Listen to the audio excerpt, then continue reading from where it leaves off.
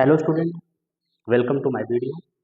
और आज हम आपको थोड़ा सा इन्फॉर्मेशन देना चाहते हैं कि हम अब अपने इस चैनल से, यूट्यूब चैनल से आपको आपको इन द सेंस कोई बच्चा अगर आप बीएससी में किसी भी सेमेस्टर से हो, करंटली तो जो सेमेस्टर चल रहा है वो चल रहा है first semester, third semester, fifth semester, ठीक है। और कोई बच्चा अगर आप ट्वेल्थ में हो तो उसकी यहाँ पे बोर्ड की प्रिपरेशन कराई जाएगी। स्पेशली जो सब्जेक्ट होगा वो सिर्फ केमिस्ट्री होगा, ठीक है। केमिस्ट्री का हम स्पेशल प्रिपरेशन करवाएंगे इस चैनल से, ठीक है। अगर कोई बच्चा टेंथ में है उसके लिए यहाँ पे प्रिपरेशन की जाएगी। तो अगर आप हमारे चैनल से जुड़े रहेंगे तो आपको यहाँ पे एक बेनिफिट होने वाला है कि आपको स्पेशल नोट्स दिया जाएगा, साथ में अच्छा एक्सप्लेनेशन कराया जाएगा, ठीक है। तो हम अपने टाइम को कंज्यूम ना करते हुए आज जो हमारा टॉपिक होने वाला है वो बीएससी थर्ड सेमेस्टर के लिए कोऑर्डिनेशन केमिस्ट्री होने वाली है, ठीक है। तो आज हम समझते हैं कोऑर्डिनेशन केमिस्ट्री को। थोड़ा सा इसके बारे में हम समझ लेते हैं। कोऑर्डिनेशन केमिस्ट्री हम लास्टली जो पढ़े थे वो कब पढ़े थे, तो कोऑर्डिनेशन केमिस्ट्री को हम क्लास 12 में अच्छे से पढ़े थे, ठीक है। तो वहाँ पे जो हमारा चैप्टर था बहुत ही ब्रीफली चैप्टर था। वो बेसिकली आप समझिएगा, जो आप अगर थर्ड सेमेस्टर में है तो आपको ये पता हो गया होगा कि जो हमारा जो बीएससी है ना, बीएससी का कोई भी केमिस्ट्री कोई भी सब्जेक्ट हो, केमिस्ट्री हो, मैथ हो, बायोलॉजी हो, कोई भी सब्जेक्ट हो, वो क्लास 12 का ही इंग्लिश में एक्सप्लेनेशन होता है, ठीक है ना। वो क्लास 12 का ही होता है, जितना भी सब कुछ होता है वो क्लास 12 का ही होता है। तो हमको ज़्यादा बर्डन लेने की ज़रूरत नहीं है, बस समझना है, चीज़ों को अच्छे से समझना है, डेफिनेशन को लिखना है, ठीक है। तो ये हम आज कोऑर्डिनेशन केमिस्ट्री के बारे में डिस्कस करेंगे कि कोऑर्डिनेशन केमिस्ट्री होती क्या है। कोऑर्डिनेशन, ठीक है ना। कोऑर्डिनेशन इन द सेंस ऐसा कोई कंपाउंड होगा, ऐसा कोई एटम होगा जिसके बीच में, let us suppose we have two atom, atom A, atom B, इनके बीच में जो इलेक्ट्रॉन की जो शेयरिंग होगी ना, वो किसी एक एटम द्वारा, किसी पर्टिकुलर एटम द्वारा अपना दोनों electron, pair of electron transfer किया जाएगा दूसरे एटम को, ठीक है ना। अब ये ट्रांसफर इलेक्ट्रॉन क्यों ट्रांसफर करते हैं, आखिर जो ये बॉन्ड्स होते हैं, बॉन्ड केमिकल बॉन्ड्स तो बनते क्यों हैं, क्या क्या रीजन होता है केमिकल बॉन्ड बनने का, ठीक है ना। तो उसको हम ब्रीफली समझेंगे, ठीक है। आप समझते हैं ये केमिकल बॉन्ड क्यों होता है, ठीक है। अब हाँ जी, तो ये बॉन्ड, केमिकल बॉन्ड्स क्यों हम पढ़ते हैं, बॉन्ड्स क्यों पढ़ते हैं, क्या जरूरत है बॉन्ड्स बनाने की, एटम क्यों बॉन्ड्स बनाता है। तो अभी जनरली आपको पता होना चाहिए कि आपकी जरूरत क्या है पढ़ने की। सिंपल से पूछा जाए तो जरूरत क्या है पढ़ने की, तो आप सिंपल एक जवाब देंगे, पढ़ेंगे तो अच्छा मार्क्स लेकर आएंगे, हमको सब्जेक्ट की नॉलेज होगी, जिससे हम कहीं एग्जाम में अच्छे से, कंपटीशन एग्जाम में अच्छे से बैठ सकते हैं। तो सबसे सब मैटर होता है स्टेबिलिटी का, कि आपको स्टेबिलिटी चाहिए एटलीस्ट, जितने भी आप मेहनत कर रहे हैं स्टेबिलिटी के लिए कर रहे हैं। तो सेम यहाँ पे भी है कि हम जो बांड जो है केमिकल बॉन्ड्स जो बनाता है, ये क्यों बनाता है, जो होता है केमिकल, इसका डिफिनेशन समझते हैं। Chemical bond is attractive force, ये कोई बॉन्ड्स नहीं होता है, ये अट्रैक्टिव फोर्स होता है। अच्छा, कहाँ पे अट्रैक्टिव फोर्स लगता है, ये अट्रैक्टिव फोर्स का वर्क क्या होता है कि होल्ड करता है, किसको होल्ड करता है, टू आर मोर एटम को, किसी, लेट अस सपोज इस एटम को, फिर या फिर कोई ऐसा एटम होता है इसको होल्ड करता है। तो यही कह रहा है क्या करने के लिए, together in a stable molecule, ठीक है ना। अभी जो एटम्स होते हैं, एटम एक दूसरे के साथ होल्ड मतलब कनेक्टेड होते हैं, कनेक्टेड कैसे होते हैं, अट्रैक्टिव फोर्स के साथ, ठीक है। तो ये जो अट्रैक्टिव फोर्स के साथ ये कनेक्टेड हो रहा है, ठीक है ना, क्या करने के लिए, स्टेबिलिटी गेन करने के लिए, समझते हैं। तो ये जो बॉन्ड होता है, बॉन्ड क्या है, बॉन्ड आप सिंपली ये बोलेंगे कि जो बॉन्ड्स होते हैं वो अट्रैक्टिव फोर्स होते हैं, जो होल्ड करते हैं, किसको होल्ड करते हैं, टू एटम को, या फिर टू एटम से ज्यादा हो, मोर देन टू एटम हो, उसको होल्ड करते हैं, ठीक है। अब समझते हैं हमारा जो नेक्स्ट टॉपिक होने वाला है वो है व्हाई एटम फॉर्म बॉन्ड।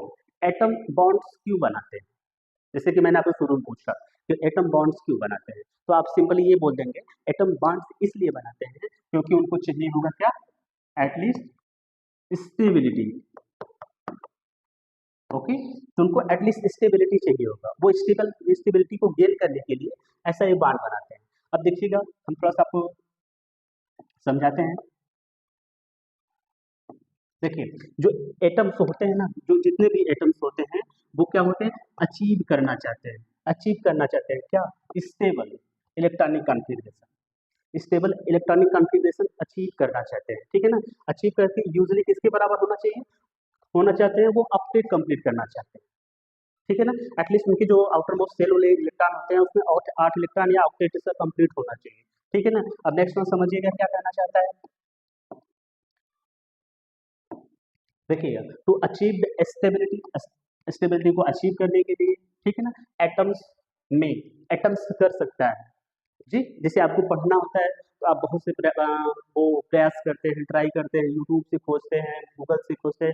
इस समय तो करेक्टली बहुत सारे ऑप्शंस हो गए हैं जिससे आप मैटर को कलेक्ट करते हैं और आप स्टडी करते हैं, ठीक है ना। वैसे जो एटम्स है वो एटम क्या करेगा, एटम करेगा क्या करने के लिए, अचीव स्टेबिलिटी, स्टेबिलिटी को गेन करने के लिए क्या क्या करेगा, वो करेगा ट्रांसफर ऑफ इलेक्ट्रॉन, इलेक्ट्रॉन का ट्रांसफर करेगा। ट्रांसफर से इन द सेंस की ये जो शेयरिंग होती है, ट्रांसफर, ट्रांसफर अलग होता है, शेयरिंग अलग होती है। ट्रांसफर ट्रांसफर में क्या होता है, कोई कोई भी एटम होगा अपना पूरा इलेक्ट्रॉन, 1 इलेक्ट्रॉन होगा, 2 इलेक्ट्रॉन होगा, 3 इलेक्ट्रॉन होगा, जो भी होगा, जो भी नेसेसरी जरूरत होती है वो क्या करेगा, अपना ट्रांसफर करेगा। किसको करेगा, दूसरे एटम को करेगा। तो देखिएगा जो पहला टर्म कंडीशन इनका है, इनका पहला टर्म कंडीशन है कि वो ट्रांसफर करते हैं किसको, इलेक्ट्रॉन।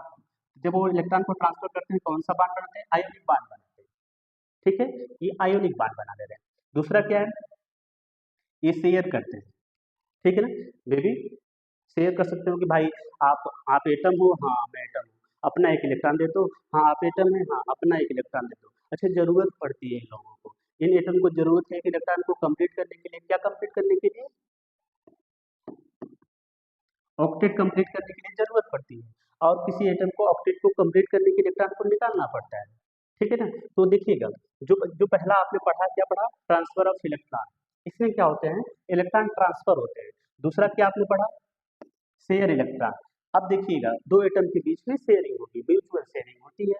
अब तीसरा जो हम आपको पढ़ाने वाले, जो हमारा बेसिक है, जो बेसमेंट है हम लोगों का आज के यूनिट का, वो डोनेट एक्सेप्ट इलेक्ट्रॉन पेयर, या तो वो डोनेट करेगा या तो वो एक्सेप्ट करेगा। क्या एक्सेप्ट डोनेट करेगा, इलेक्ट्रॉन पेयर को क्या बनाएगा, कोऑर्डिनेट बांड बनाएगा, जिसे हम क्या कहेंगे, ये होता है डेटिव बांड, ठीक है, ये डेटिव बांड होता है। तो अभी आपने क्या पढ़ा, अभी आपने पढ़ा कि बांड किसे कहते हैं, फिर बॉन्ड के बारे में आप समझे कि क्यों बांड्स क्यों बनाते हैं कोई एटम। फिर उसके बाद आपने क्या पढ़ा कि जो स्टेबिलिटी को गेन करने के लिए 3 तरह की हमने जो टर्म कंडीशन बताया, क्या है पहला टर्म कंडीशन कि ये इलेक्ट्रॉन को क्या करते हैं, ट्रांसफर करते हैं कंप्लीटली। दूसरा क्या टर्म कंडीशन पढ़ा आपने, वो शेयर करते हैं इलेक्ट्रॉन को। तीसरा टर्म कंडीशन क्या पढ़ा, या तो वो डोनेट करेंगे या तो वो एक्सेप्ट करेंगे, ठीक है ना। वो डोनेट या एक्सेप्ट के बाद जो भी क्या बनाते हैं, बांड्स बनाते हैं, उसे बांड को कहते हैं डेटिव बांड कहते हैं, ठीक है। और फिलहाल में अब थोड़ा सा आपको इसके बारे में समझते हैं। यहाँ पे देखो जद्दोजहद की जा रही है कि हमें चाहिए इलेक्ट्रॉन, हमें चाहिए इलेक्ट्रॉन।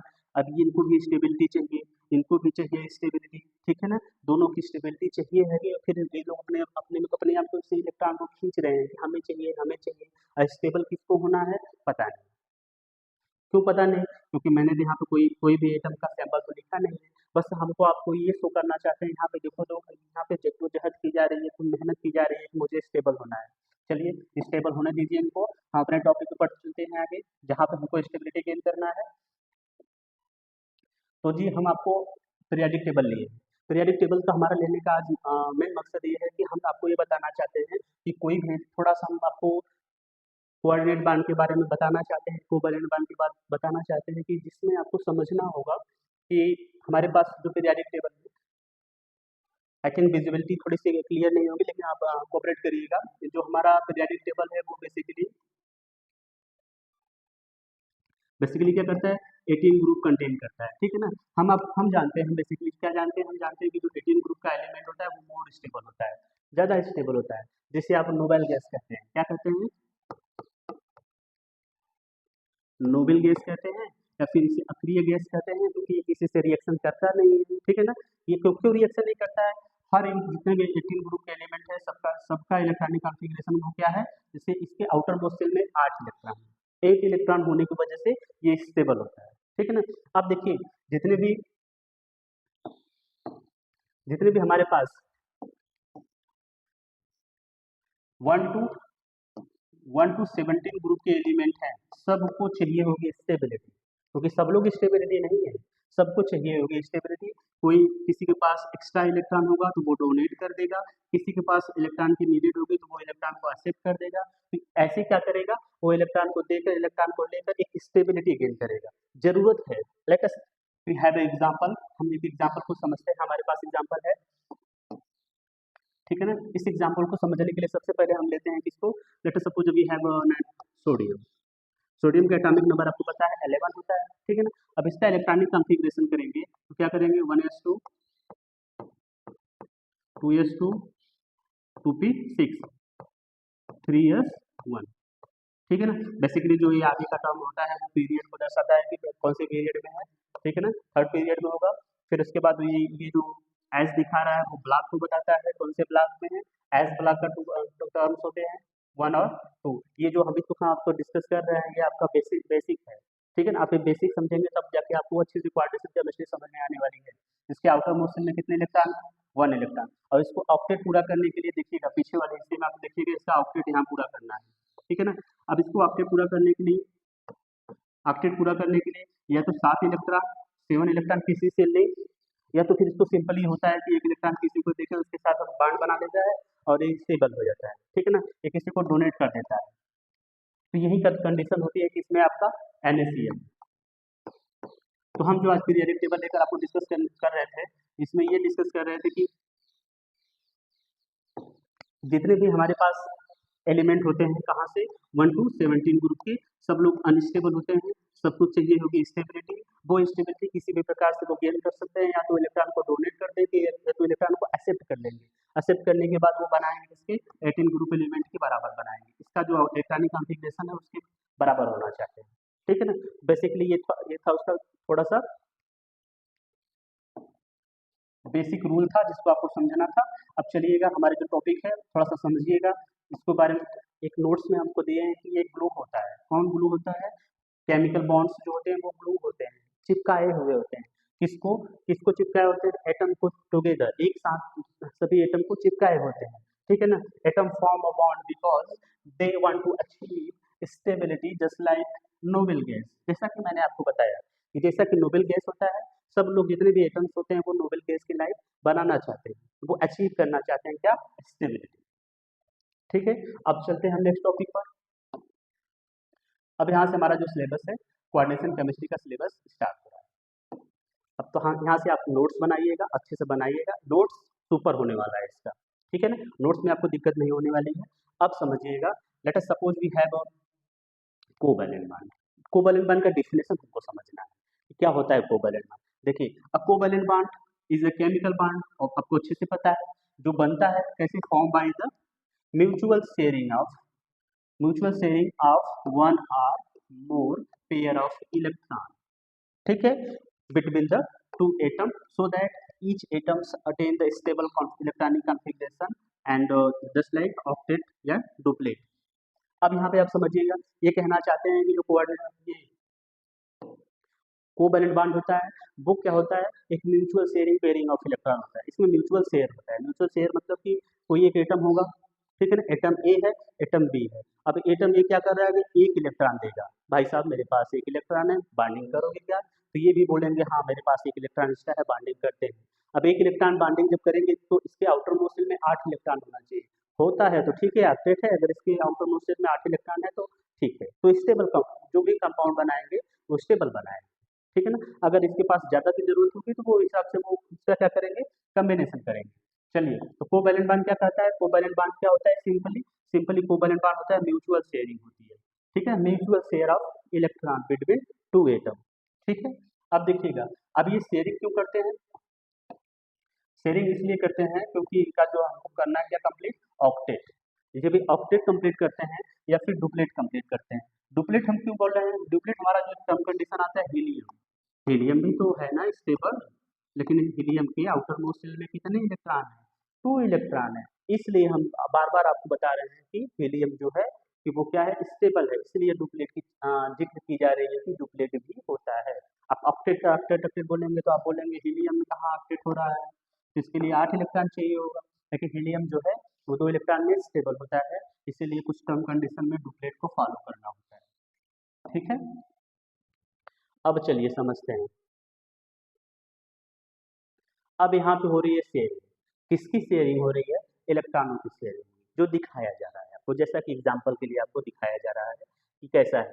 देखिएगा, कोई अनपेयर्ड बैलेंस इलेक्ट्रॉन है, ठीक है ना? अनपेयर्ड बैलेंस इलेक्ट्रॉन है। Let us suppose we have atom 1, we atom 2। अब इन दोनों के बीच में बॉन्डिंग हो रही है। जब इन दोनों के बीच में बॉन्डिंग होगी, बॉन्डिंग होने के बाद ये क्या कर रहा है? एटम अपने इलेक्ट्रॉन को, देखिएगा, अपने इलेक्ट्रॉन को यहाँ पे ट्रांसफर कर रहा है और ये इलेक्ट्रॉन को यहाँ पे ट्रांसफर कर रहे हैं कि भैया जब आपको जरूरत पड़ेगी आप इसको इलेक्ट्रॉन बताइएगा, जब मुझे जरूरत पड़ेगी मैं इसको इलेक्ट्रॉन बताऊंगा अपना। ठीक है। अब देखिएगा, हम समझते हैं कि अगर इसको लेट अस सपोज कि ए को जरूरत पड़ रही है इलेक्ट्रॉन को काउंट करने का, तो देखिएगा इलेक्ट्रॉन काउंट करिएगा। यहाँ पे 2 इलेक्ट्रॉन, यहाँ पर 2 इलेक्ट्रॉन, यहाँ पे 2 इलेक्ट्रॉन, यहाँ पे 2 इलेक्ट्रॉन, तो इसका ऑक्टेट तो पूरा है। ठीक है, इनका इलेक्ट्रॉन लेने के बाद इसका ऑक्टेट पूरा हो जा रहा है। अब यहाँ पे देखिएगा 2 इलेक्ट्रॉन यहाँ, 2 इलेक्ट्रॉन यहाँ, 2 इलेक्ट्रॉन यहाँ, 2 इलेक्ट्रॉन यहाँ। अब यहाँ से इलेक्ट्रॉन लेने के बाद इनका ऑक्टेट पूरा हो जा रहा है। तो हम ये कह सकते हैं कि ये क्या, कौन सा बॉन्ड हो गया, कौन सा कंपाउंड हो गया, कौन सा मॉलिक्यूल हो गया? तो आप बताएंगे कोवैलेंट मॉलिक्यूल है। कोवैलेंट का यही टर्म कंडीशन है। इसमें क्या होगा?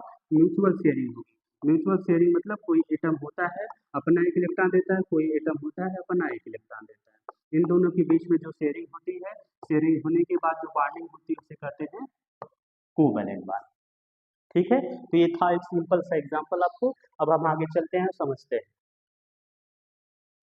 हमारे पास एक सुपर सा एग्जांपल होता है। सुपर से एग्जांपल इसलिए बोल रहे हैं क्योंकि आपको, आप एटलीस्ट अगर बीएससी थर्ड सेमेस्टर या सेकंड सेमेस्टर जिसमें भी होंगे तो हाइड्रोजन के बारे में आपको पता होगा। जो हाइड्रोजन होता है, हाइड्रोजन का एटॉमिक नंबर क्या होता है? हाइड्रोजन का एटॉमिक नंबर 1 होता है। ठीक है ना? 1 होता है तो इसका इलेक्ट्रॉनिक कॉन्फ़िगरेशन करेंगे तो 1s1 आएगा। ठीक है, अब इसको देखो ना, अब इसको हीलियम इसके अकॉर्डिंग आएगा। तो हीलियम के बराबर होने के लिए, जो 18 ग्रुप का पहला एलिमेंट है उसके बराबर होने के लिए इसको कितना इलेक्ट्रॉन चाहिए? मोस्टली 2 इलेक्ट्रॉन चाहिए। ठीक है, अब दूसरे हम जहाँ पर लिए हैं क्या, हाइड्रोजन लिए हैं, तो ये हाइड्रोजन क्या करेगा? अपने आउटर मोस्ट शेल का एक इलेक्ट्रॉन देगा और ये हाइड्रोजन अपने आउटर मोस्ट शेल का एक इलेक्ट्रॉन, इसके बाद इसके पास इलेक्ट्रॉन कहाँ बचे? ठीक है, यही बेसिकली क्वेश्चन पूछा जाता है। आप समझिएगा, हाइड्रोजन के बाद हाइड्रोजन के पास न्यूट्रॉन होता है, हाइड्रोजन के पास इलेक्ट्रॉन होता है, हाइड्रोजन के पास ये प्रोटॉन होता है। आप इसको समझिएगा, आपके लिए होमवर्क है, इसको जरूर देखिएगा आप लोग। देखिए, अब देखिए, कोई हाइड्रोजन एक है, अपना इलेक्ट्रॉन देकर ये कंबाइनिंग करेगा। यहाँ पर देखिएगा हाइड्रोजन एक है, हाइड्रोजन एक है, ये अपना इलेक्ट्रॉन दे रहा है, ये अपना इलेक्ट्रॉन दे रहा है। ठीक है ना? जब 2 इलेक्ट्रॉनों की साझेदारी होती है, जब mutual sharing of 2 electron, they will form a single bond. ठीक है ना? If 2 atoms share their electron. अब देखिए, कोई एटम है अपना इलेक्ट्रॉन शेयर कर रहा है, यहाँ पे एक इलेक्ट्रॉन इसने दिया, एक इलेक्ट्रॉन इसने दिया। इलेक्ट्रॉन शेयर करने के बाद इसके पास जो बॉन्ड बन रहा है वो कौन सा बॉन्ड बन रहा है? सिंगल बॉन्ड बन रहा है। ठीक है ना? ये था हमारा किसका? हाइड्रोजन। ठीक है, अब चलते हैं, समझते हैं। एक बड़ा सिंपल सा डेफिनेशन होता है इसका, O2। O2 मतलब ऑक्सीजन। ऑक्सीजन का एटॉमिक नंबर कितना होता है? 8। इसका इलेक्ट्रॉनिक कॉन्फ़िगरेशन करेंगे तो कितना आ जाएगा? 1s2 2s2 2p4। अब इसके आउटर मोस्ट शेल में कितने इलेक्ट्रॉन है? 6 इलेक्ट्रॉन है। इनर शेल में 2 इलेक्ट्रॉन है। ठीक है ना? अब आउटर मोस्ट शेल में 6 इलेक्ट्रॉन है, जब इसकी हम बैलेंसी बताएंगे तो बैलेंसी का नियम क्या कहता है? बैलेंसी का नियम ये कहता है कि जब भी किसी का आप बैलेंसी बता रहे हो, किसी भी एटम का बैलेंसी बता रहे हो, अगर उसके आउटर मोस्ट शेल में इलेक्ट्रॉन 4 से ज़्यादा है, तो जितने भी ज़्यादा है तो उसको आप 8 से माइनस करके बताते हो, तो कितना आएगा इसकी बैलेंसी? 2। तो ऑक्सीजन कितना बॉन्ड बनाएगा? 2। जब ऑक्सीजन 2 बॉन्ड बनाएगा, आपको हमने बताया पिछले वाले वीडियो में, पिछले वाले स्लाइड में, कि जो हाइड्रोजन होता है वो शेयर करता है अपना इलेक्ट्रॉन। शेयर करने के बाद 2 इलेक्ट्रॉनों की वो शेयरिंग होती है, तो यहाँ पे जो बॉन्ड बनता है वो कौन सा बॉन्ड बनता है? सिंगल। ठीक है ना? सिंगल बॉन्ड बनता है, इसलिए यहाँ पे क्या हो गया? हाइड्रोजन का बना। अब ऑक्सीजन का अगर बन रहा है तो यहाँ पे जब 2 इलेक्ट्रॉनों की शेयरिंग होगी, 2 इलेक्ट्रॉनों की शेयरिंग होगी मतलब 2 इलेक्ट्रॉन इनका रहेगा, 2 इलेक्ट्रॉन इनका रहेगा। आपको समझाते हैं थोड़ा सा, यहाँ पे देखिएगा,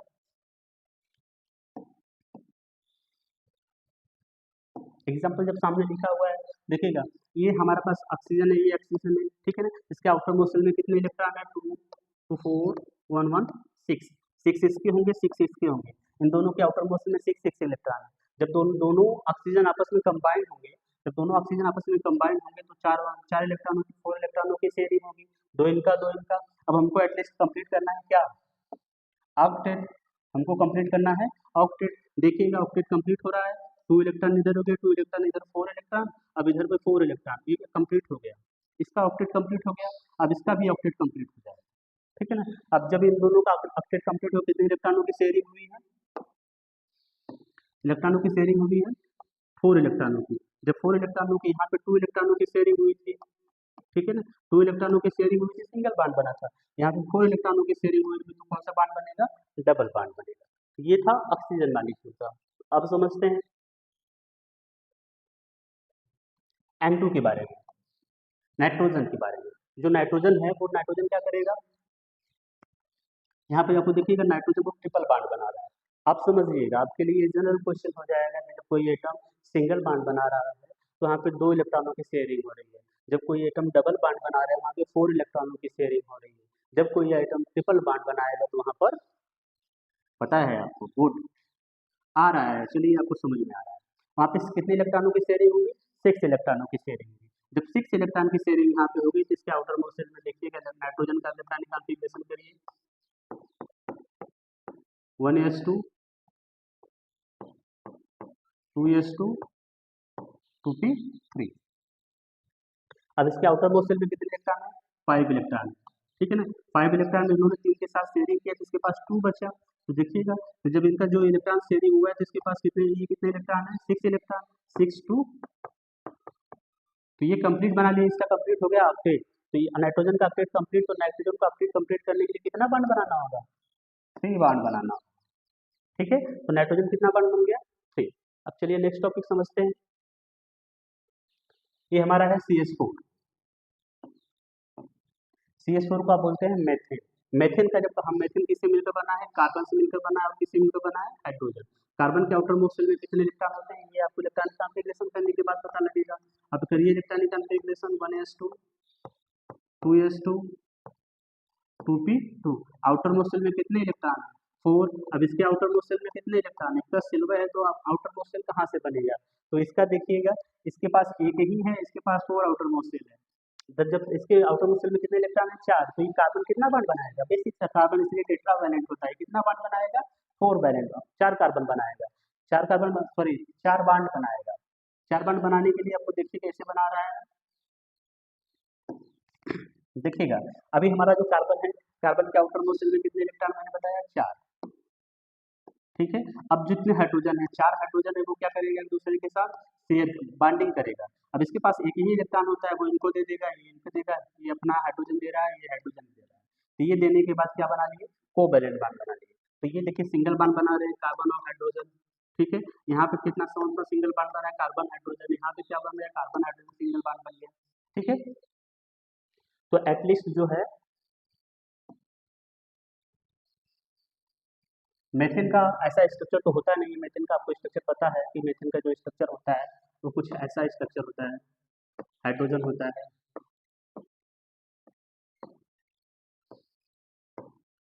टेट्राहेड्रल स्ट्रक्चर होता है, जिसकी बॉन्ड एंगल कितनी होती है, 109 डिग्री 28 मिनट, ठीक है ना। तो ये था कोवैलेंट बॉन्ड, जिसका नॉर्मल स्ट्रक्चर अगर आपको ड्रा करना होगा तो ऐसा होगा, कार्बन होगा, हाइड्रोजन इधर होगा, हाइड्रोजन इधर होगा, इधर हाइड्रोजन होगा, और इधर क्या होगा, हाइड्रोजन, ठीक है। ये था अपना मेथेन। हमको डिस्कस करना था कोवैलेंट बॉन्ड का। आपने क्या पढ़ा कि जब 2 इलेक्ट्रॉनों की शेयरिंग हुआ तो वहाँ पे सिंगल बॉन्ड बना। आपने ये पढ़ा कि जब 4 इलेक्ट्रॉनों की शेयरिंग हुआ वहाँ पे डबल बॉन्ड बना। आपने फिर ये पढ़ा कि जब 3 इलेक्ट्रॉनों की शेयरिंग हुआ तो वहाँ पे ट्रिपल बॉन्ड बना, ठीक है। अब नेक्स्ट टॉपिक पे चलते हैं। अब एक सिंपल सा प्योट लिखा हुआ है, सिंपल सा बात लिखी हुई कि जब कोई दो स्टूडेंट होते हैं वो अपने नोट्स को शेयर करते हैं, और क्या करने के लिए, एग्जाम को पास करने के लिए। तो ऐसा ही एटम्स होता है, स्टेबल होने के लिए एटम्स भी शेयर करते हैं। क्या शेयर करते हैं, इलेक्ट्रॉन को, किसके साथ, एक दूसरे के साथ, क्या करने के लिए, स्टेबल होने के लिए, ठीक है। अब चलते हैं नेक्स्ट टॉपिक को।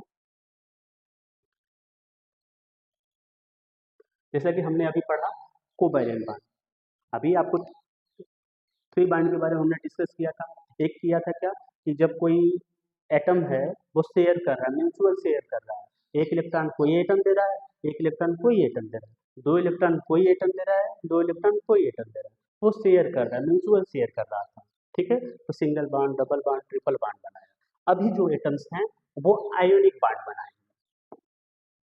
तो आयोनिक बॉन्ड्स क्या होता है, वो आयोनिक बॉन्ड जिसमें क्या होता है कि ये भी केमिकल बॉन्ड्स होता है। सबको डिफिनेशन में आपको यही लिखना है कि ये भी एक केमिकल बॉन्ड्स होता है। अब देखिएगा ये क्यों होता है, इलेक्ट्रोस्टैटिक फोर्स ऑफ अट्रैक्शन लगता है। अच्छा, इलेक्ट्रोस्टैटिक्स का जब बात की जाती है ना तो वहाँ पे चार्ज होता है, जो इसके मेजर रोल होते हैं वो चार्ज होते हैं।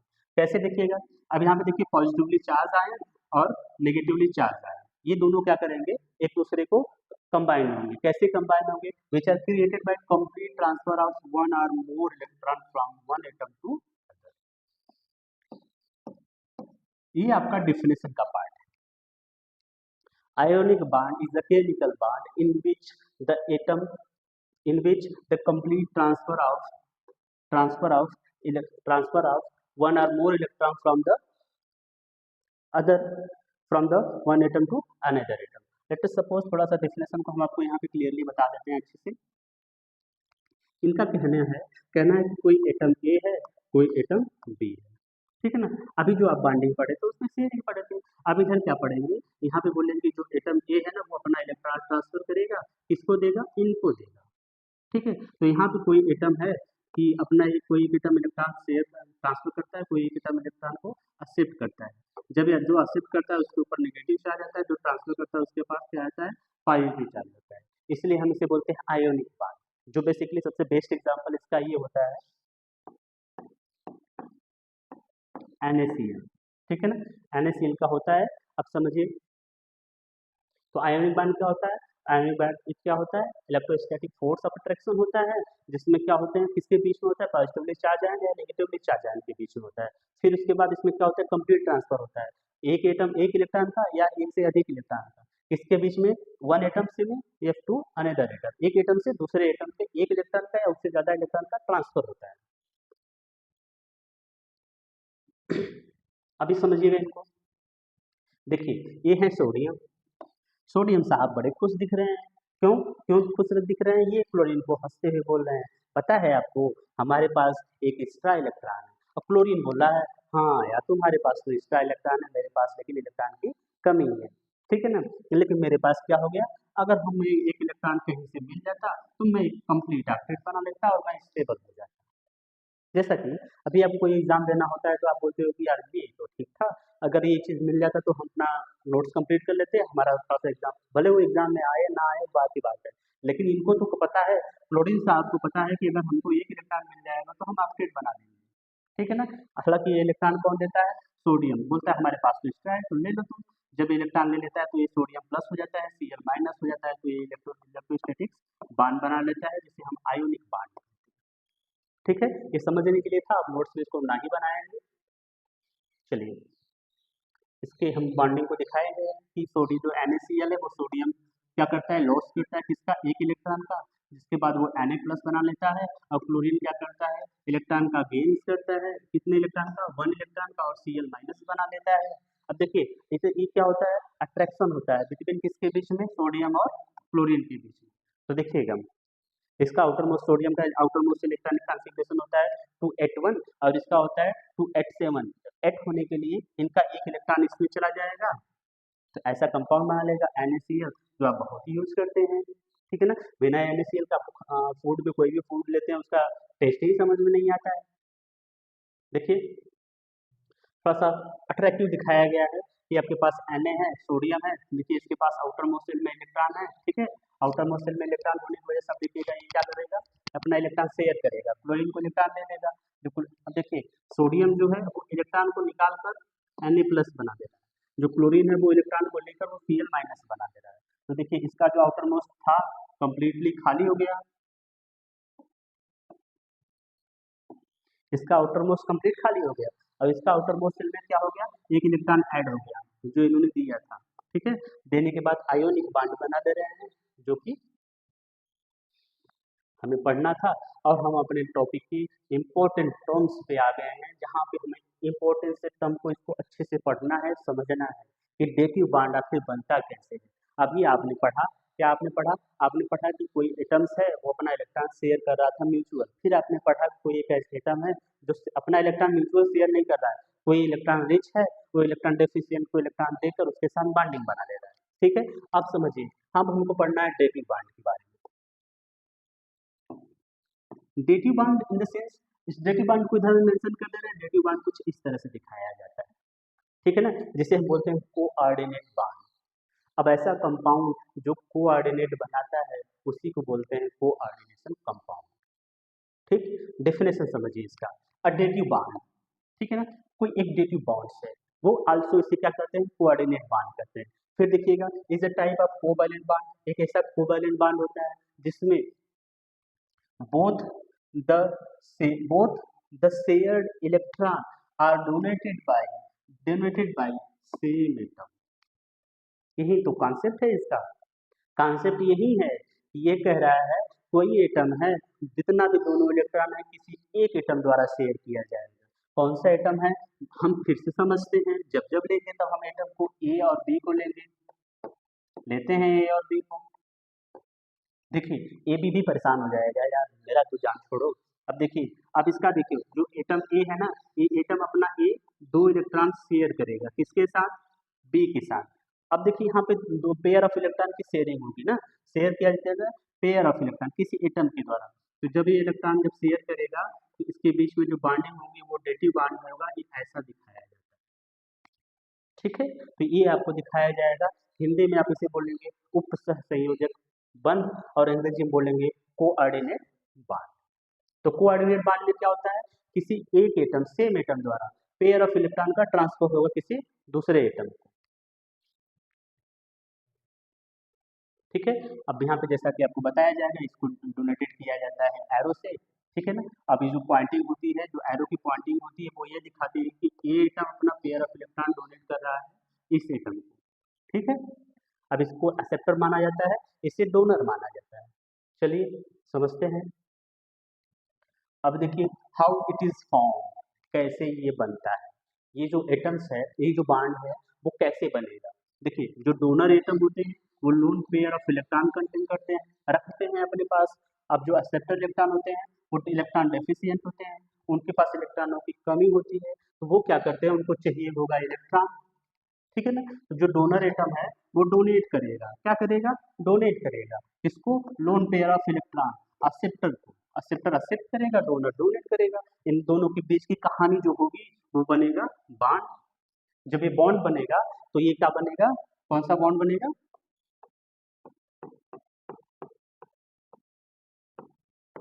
कोऑर्डिनेट बॉन्ड बनेगा।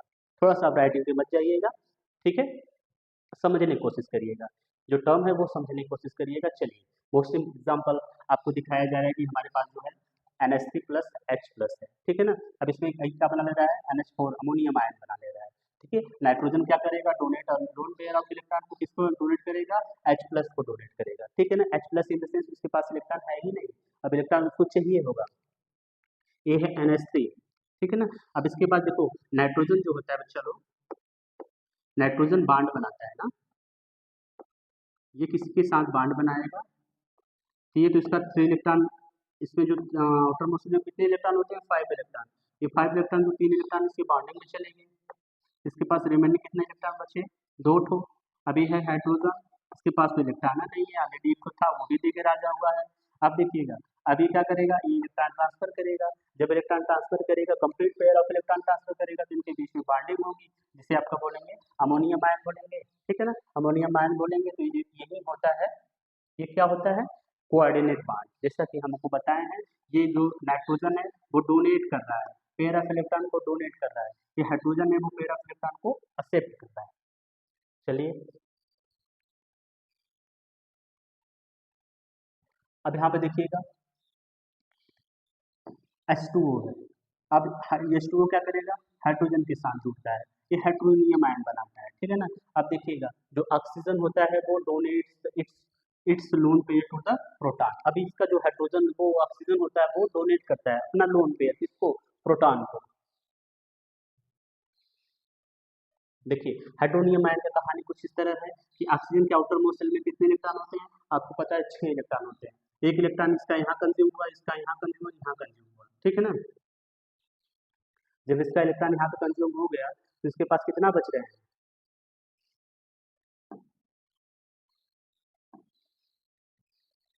इसके पास देखिए कितना बच रहे हैं। अब इसके पास जो एक्स्ट्रा इलेक्ट्रॉन है वो क्या करेगा, इसको डोनेट करेगा। इसके पास जो एक्स्ट्रा इलेक्ट्रॉन है वो डोनेट करेगा। डोनेट करने के बाद यहाँ पे थोड़ा सा मिस्टेक हो गया है, यहाँ पे जो इलेक्ट्रॉन काउंट किया गया है वो गलत है। अब सही है कि ये देखिए 3 इलेक्ट्रॉन हो गया, 3 इलेक्ट्रॉन 6 इलेक्ट्रॉन हो गया। अब इसके पास जो एक्स्ट्रा इलेक्ट्रॉन होता है पेयर ऑफ इलेक्ट्रॉन वो डोनेट करेगा इस हाइड्रोजन को डोनेट करने के बाद ये क्या बना लेगा, हाइड्रोनियम आयन बना लेगा।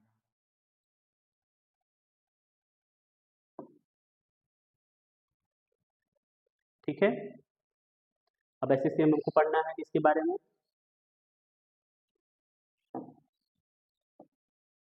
अमोनियम आयन के बारे में पढ़ना है, हाइड्रोनियम आयन H3O प्लस के बारे में पढ़ना है। अब इसमें देखिएगा सल्फर डाइऑक्साइड ये क्या है, कार्बन मोनोऑक्साइड है ये क्या है, इसके बारे में सभी कोऑर्डिनेट कंपाउंड्स होते हैं। ठीक है ना।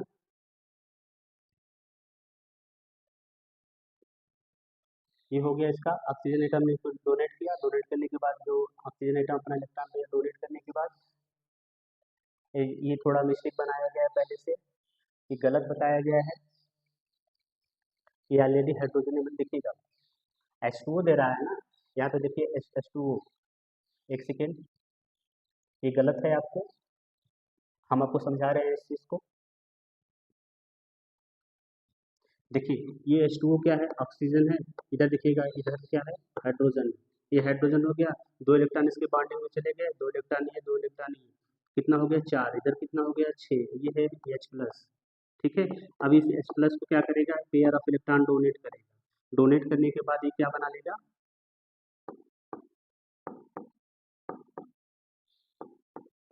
ठीक है, ये हाइड्रोनियम आयन बना लिया। ये तो मिस्टेक है, ये इसमें गलत है। ठीक है ना। आप इसको मत लिखिएगा,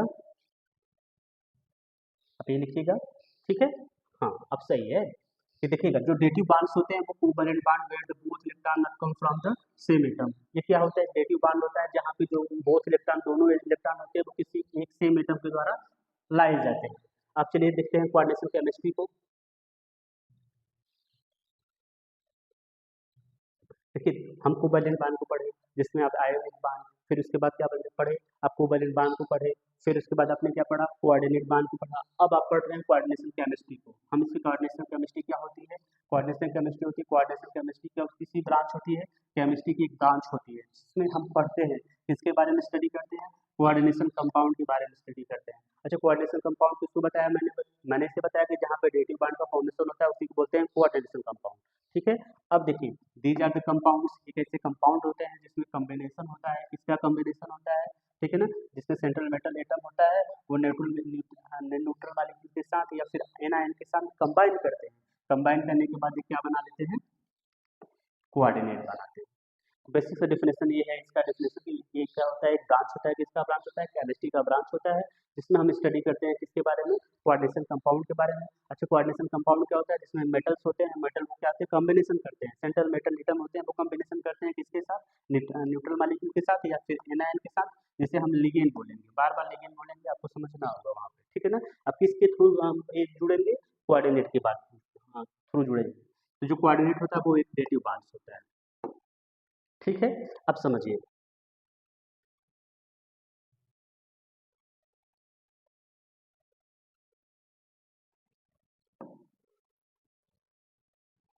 in this compound the metal provide the empty orbital. अब जो अब देखिएगा इस कंपाउंड में सबसे खास बात ये होती है ना कि जितने भी मेटल्स होते हैं, जितने भी लेगेंड आने वाले हैं ना, उसके लिए इम्पटी ऑर्बिटल प्रोवाइड कराएगा।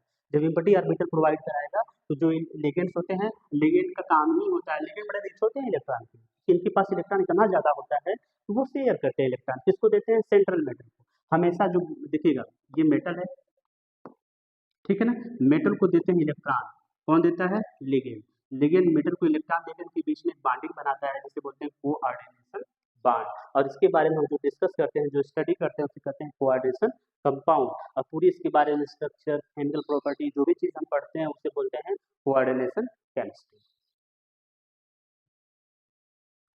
चलिए अब यहाँ पे देखिएगा ये है कोऑर्डिनेशन कंपाउंड।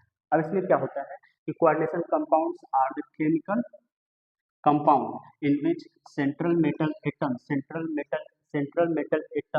फिर या ion is bonded to the fixed number of molecule और ion मतलब ligand for the coordinate covalent bond. ठीक है ना। अब इसमें समझिए, नहीं समझ में आया, देखिएगा जो कोऑर्डिनेशन कंपाउंड होता है ना, वो एक टाइप का केमिकल कंपाउंड होता है जिसमें जो सेंट्रल मेटल एटम होते हैं वो फिक्स नंबर ऑफ आयन से बॉन्डेड होते हैं, वो आयन क्या होता है, लिगेंड होता है। ठीक है, तो समझिए इसके बारे में थोड़ी सी इसकी आउटलाइन समझिएगा। क्या है इसकी आउटलाइन, ये हमारे पास कोई ऐसा कंपाउंड होता है कोऑर्डिनेशन कंपाउंड जिसे बोलते हैं K4FeCN6। ठीक ठीक है ना। अब इसको K4FeCN6 को क्या बोलते हैं, देखिएगा ये जो K4 है वो इधर देखिएगा, इसके बारे में बताया गया नहीं बताया गया, एक सेकेंड। ये हमारे पास कंपाउंड है, ठीक है ना। ये जो कंपाउंड हमारे पास दिखाई दे रहा है, ये देखिएगा, ये स्फीयर है। ठीक है, स्फीयर के बाहर अगर लेफ्ट साइड में कुछ भी लिखा हुआ है, स्फीयर के बाहर लेफ्ट साइड में कुछ भी लिखा हुआ है, उसे बोलते हैं काउंटर आयन। ठीक है ना। ये काउंटर आयन या तो फिर लेफ्ट साइड हो सकता है या फिर राइट साइड होता है, किसके, स्फीयर की। अगर राइट साइड हुआ, इस साइड हुआ, तो आप यहाँ बोलेंगे क्या है, ये एन आयन है। ठीक है ना। अगर ये लेफ्ट साइड हुआ तो क्या बोलेंगे आप, केटायन है। ठीक है ना। अब चलते हैं स्फीयर, इसको बोलते हैं स्फीयर या फिर हिंदी में बोलेंगे आप क्या, समन्वय मंडल। आप हिंदी में इसको बोलेंगे समन्वय मंडल और अंग्रेजी बोलेंगे क्या, स्फीयर। ठीक है, ये क्या है, सेंट्रल मेटल है। अब ये क्या है, ये है लिगेंड। ये क्या है, लिगेंड बोलेंगे। यही लिगेंड क्या करेगा, पेयर ऑफ इलेक्ट्रॉन डोनेट करता है, किसको, भाई साहब को डोनेट करेगा सेंट्रल मेटल सिस्टम के साथ और बॉन्डिंग बनाएंगे।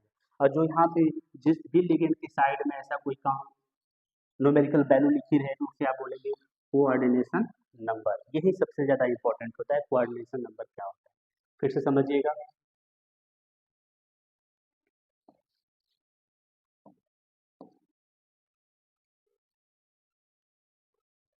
ये कोऑर्डिनेशन नंबर क्या होता है, वापस से समझिएगा। हमारे पास स्फीयर होगा, जिसे हम बोलेंगे कोऑर्डिनेशन स्फीयर।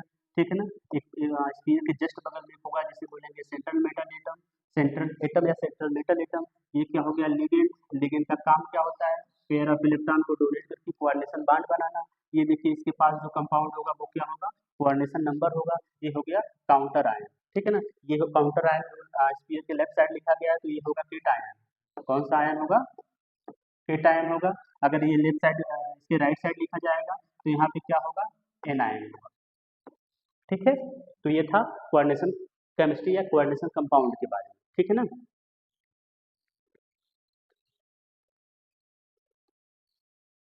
थोड़ा और ब्रीफली समझने के लिए बताया गया है, तो हम इसको लिए एग्जाम्पल क्योंकि हमको आपको दिखाना था कि ये जो काउंटर आयन है वो आयनाइजेबल होता है। ठीक है ना। कोऑर्डिनेशन स्फीयर है, ये इसको स्फीयर बोलते हैं। देखिएगा ये स्फीयर है, जो ब्रैकेट है वो स्फीयर हो गया।